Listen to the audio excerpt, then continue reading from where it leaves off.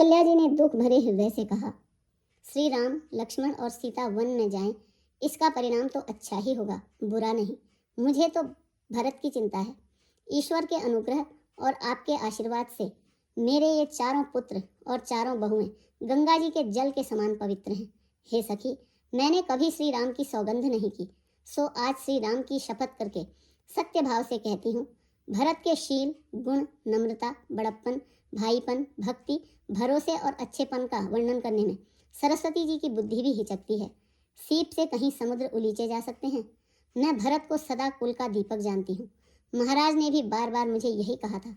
सोना कसौटी पर कसे जाने पर और रत्न जौहरी के मिलने पर ही पहचाना जाता है। वैसे ही पुरुष की परीक्षा समय पड़ने पर उसके स्वभाव से ही अर्थात उसका चरित्र देखकर हो जाती है।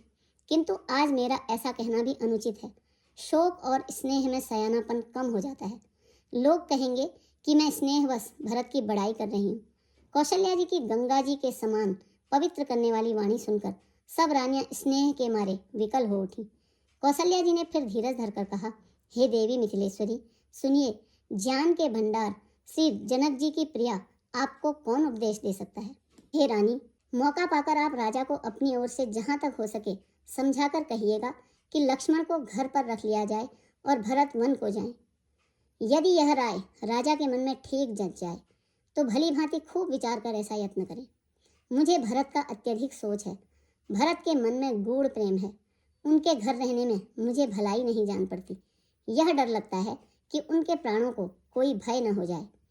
कौशल्या जी का स्वभाव देखकर और उनकी सरल और उत्तम वाणी को सुनकर सब रानियां करुण रस में निमग्न हो गईं। आकाश से पुष्प वर्षा की झड़ी लग गई और धन्य धन्य की ध्वनि होने लगी। सिद्ध, योगी और मुनि स्नेह से शिथिल हो गए। सारा रनिवास देखकर निस्तब्ध हो गया। तब सुमित्रा जी ने धीरज धर के कहा कि हे देवी, 2 घड़ी रात बीत गई है। यह सुनकर श्री रामचंद्र जी की माता कौशल्या जी प्रेम पूर्वक उठी और प्रेम सहित सद्भाव से बोली, अब आप शीघ्र डेरे को पधारिए। हमारे तो अब ईश्वर ही गति हैं अथवा मिथिलेश्वर जनक जी सहायक हैं।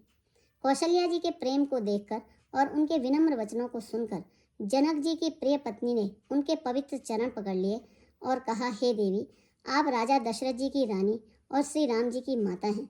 आपकी ऐसी नम्रता उचित ही है।